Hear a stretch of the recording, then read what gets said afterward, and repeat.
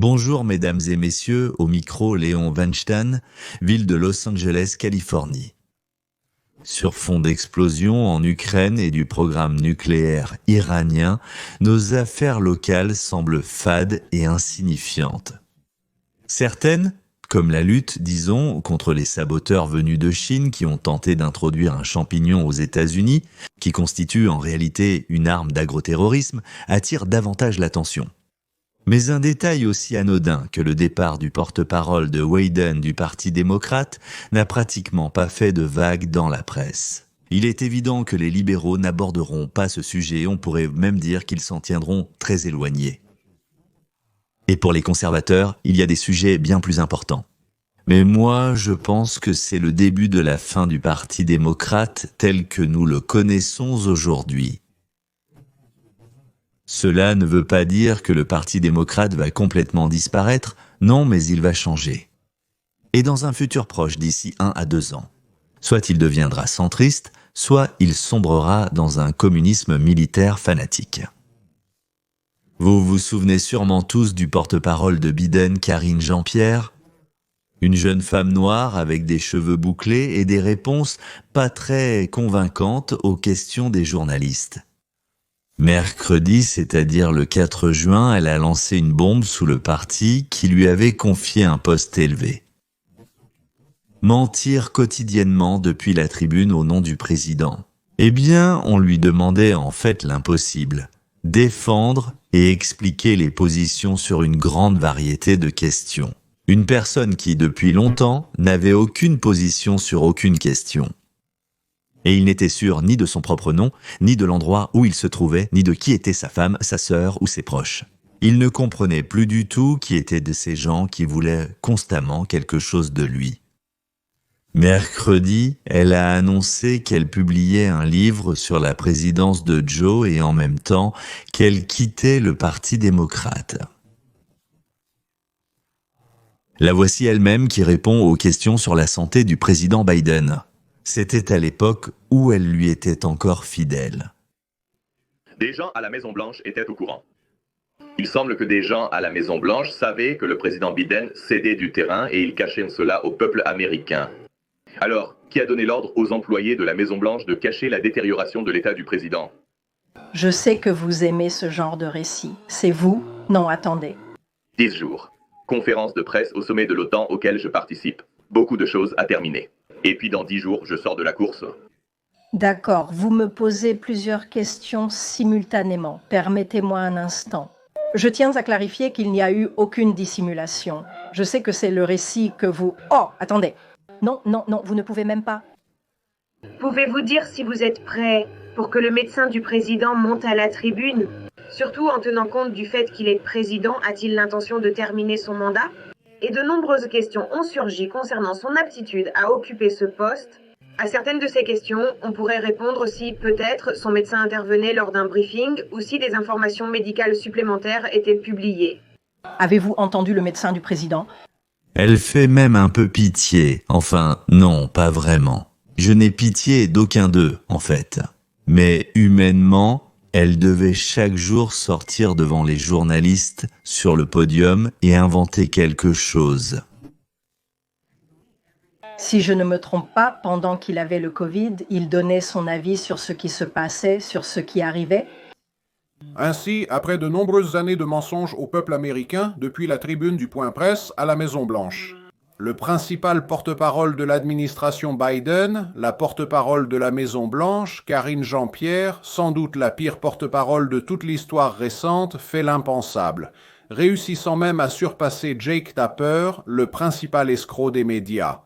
Ayant décidé d'écrire son propre livre révélateur sur les coulisses du monde de Biden et sur ce que c'est vraiment que de travailler pour un président dont tout le monde savait qu'il n'était déjà plus à la hauteur. Et l'essence de cette histoire, l'essence du livre, c'est que Karine Jean-Pierre révèle qu'elle change de parti, quitte le Parti démocrate, c'est déjà trop. Elle déclare, comme elle le dit elle-même, qu'elle devient indépendante et qu'elle en a fini avec le Parti démocrate. Nous avions déjà eu quelques allusions à cela. Elle a dit à Karine qu'elle ne pouvait plus supporter cela. Ce sont bien sûr de beaux mots, mais l'essentiel est le suivant. Elle était bien payée pour ses mensonges. D'une journaliste inconnue, elle est devenue célèbre dans le monde entier. Même son livre intéresse Paul Mira.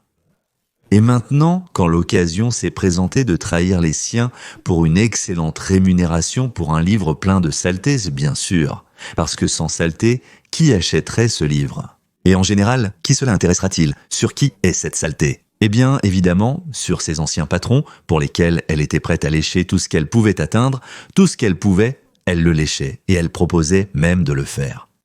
Elle a immédiatement écrit tout ça. Je pense qu'elle préparait depuis longtemps des brouillons à l'avance, et il y en a probablement beaucoup qui sont préparés longtemps à l'avance. Eh bien, tout simplement, voilà, un journaliste a réussi, elle a réussi, puis quelqu'un d'autre aussi, et ensuite, probablement, tout le monde, et l'intérêt va sûrement commencer à disparaître. Voilà, eh bien, tant qu'elle est là, tant qu'elle, pour ainsi dire, comme on dit, est sous les projecteurs, je pense qu'elle va vendre beaucoup. S'il y a beaucoup de scandales là-dedans, alors elle va vendre beaucoup d'exemplaires du livre. L'essentiel, c'est que maintenant, il faut commencer à la promouvoir et à raconter les choses les plus piquantes. Mais une fois de plus, les libéraux ne le feront pas. Alors, elle rompt, comme elle l'a dit, tous les liens avec les démocrates. Là-dessus, elle a bien sûr raison. Là-bas, c'est un nid de guêpes, ou même pire qu'un nid de guêpes. Elle a commencé à s'y préparer, apparemment, le jour de la fin des élections, quand elle a compris que le Parti démocrate avait perdu et quitté le pouvoir. Et dès que le mandat de Biden a pris fin, c'est-à-dire à la fin janvier, elle a déclaré ce qui suit. Moi, regardez personnellement, pour moi, la chose la plus difficile pendant ces 3 semaines a été de ressentir le fossé entre ce qui se passait dans la direction du Parti démocrate et la façon dont cela se présentait réellement. Selon Ben Labolt, mon ex-collègue et directeur de la communication, c'était une équipe de peloton d'exécution. Je n'avais jamais rien vu de tel auparavant. Je n'avais jamais vu un parti agir ainsi et j'ai été stupéfaite de ce que j'ai vu, Karine. Pour clarifier, y a-t-il d'autres démocrates ? Oui, le parti s'y oppose. Biden, oui. Je n'avais jamais rien vu de tel, mais c'était vrai. Si vous me demandez ce que j'ai vu pendant ces 3 semaines, c'était vraiment choquant. C'est-à-dire les 3 dernières semaines, quand les rats couraient, se mordaient et se détestaient les uns les autres. Voilà ce qu'ils n'ont vraiment pas aimé chez elle. Elle cherchait simplement quelque chose pour s'offenser, quelque chose à dire qui l'indignerait. Voilà, ce sont les 3 dernières semaines qui l'ont indignée. C'est-à-dire du 1er janvier au 20e, pour ainsi dire, quand un autre président a prêté serment. Mais mentir pendant 4 ans, en répondant de haut aux questions des journalistes, en choisissant les sujets, en s'écartant complètement de la vérité et de ce qu'elle avait juré de faire, c'est-à-dire dire la vérité, et rien d'autre, soi-disant, que la vérité.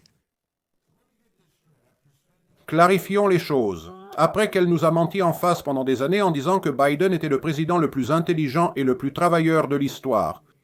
Quand cela comptait vraiment, quand elle travaillait pour nous, quand elle était payée par les contribuables, elle n'avait aucun problème à mentir. Mais maintenant que tout a éclaté, elle décide pourquoi ne pas vendre un livre. C'est la même dame qui qualifiait de fausses les vidéos montrant la dégradation de l'état de Biden, son déclin cognitif. Elle nous disait depuis la tribune de la Maison-Blanche que c'était de la désinformation bon marché, de dangereux faux. Affirmer qu'il y a clairement quelque chose qui ne va pas avec Joe Biden. Dire cela depuis la salle de briefing de la Maison-Blanche. De la Maison-Blanche, Karine. Jean-Pierre était le porte-parole de la dissimulation de l'état de santé de Biden. Regardez. Il semble qu'il y ait maintenant de nombreuses vidéos qui ont été montées de manière à ce que le président paraisse particulièrement faible ou confus mentalement. Je me demande si la Maison-Blanche est particulièrement préoccupée par le fait que cela semble devenir une tendance et que nous voyons de plus en plus de telles vidéos. Oui, nous, et comme je comprends, vous avez tous qualifié ces vidéos de deepfake bon marché, et c'est exactement ce qu'elles sont. Ce sont vraiment des vidéos truquées de mauvaise qualité, elles ont été faites de manière malhonnête. Et certaines de vos organisations de presse ont clairement souligné que ces critiques de droite du président ont des problèmes de crédibilité. Parce que les vérificateurs de faits les ont à plusieurs reprises pris en flagrant délit de diffusion de désinformation et de fausses informations. Et nous voyons cela, et cela vient, pour ainsi dire, de votre région où on les appelle des fake news bon marché et de la désinformation. Je vais citer là où ils ont écrit à ce sujet comment les républicains ont utilisé des vidéos trompeuses pour attaquer Biden pendant 24 heures. Et il faut le reconnaître, même un conservateur l'a également condamné en soulignant les actions. Ironiquement, plusieurs des derniers faux bons marchés visaient en réalité le président, pour avoir remercié les militaires, pour avoir remercié les soldats. C'est précisément pour cela qu'ils critiquent le président. Cela s'est produit en Normandie et en Italie. Et, à mon avis, cela nous dit absolument tout sur à quel point les républicains ici se comportent de façon désespérée. Eh bien, vous savez, Jeanne, la fille, je ne la plains plus du tout, elle est vraiment une vraie fouine. J'ai essayé de dire fouine d'une autre manière, comme dire un petit rat, oui, une grosse fouine. Non, bon, une fouine, on ne peut pas le dire autrement, oui, qui s'enfuit du navire en train de couler du Parti démocrate. Si déjà donc, Karine Jean-Guière saute de ce navire, alors j'imagine qu'il ne reste dessus que des idiots complets, oui, ou bien ceux qui sont tellement compromis qu'ils ne pourront jamais se laver, même en sautant. Eh bien, certains de nos blogueurs russophones se sont déjà tellement compromis qu'ils ne pourront pas s'en sortir. C'est pourquoi ils vont s'accrocher avec les dents et avec toutes les autres parties de leur corps. Je ne veux pas d'un système à parti unique, bien sûr, aux États-Unis d'Amérique, mais je pense que le Parti socialiste, qui s'appelait auparavant le Parti démocrate des États-Unis d'Amérique, doit sortir de ce système bipartite dans lequel nous semblons exister aux États-Unis et devenir quelque chose comme le Parti des Verts. Là-bas où l'un des dizaines d'autres groupes insignifiants, inintéressants, de fanatiques déchaînés, avec une autre idée utopique quelconque, du genre « si on prend aux riches ce qu'ils ont et qu'on le donne aux pauvres, alors la paix régnera dans le monde entier ». Ou que les pauvres vont commencer à travailler mieux, et que les riches continueront à travailler même en sachant qu'on va quand même les dépouiller à nouveau. Eh bien, c'est, pour ainsi dire, un utopisme typique du crétinisme et tout le reste. En général, cher Dampartia, Tony, combien de soupirs as-tu ? Et Tony est le sol dans le bouze, fait de doux et merveilleux rêves, bonne nuit.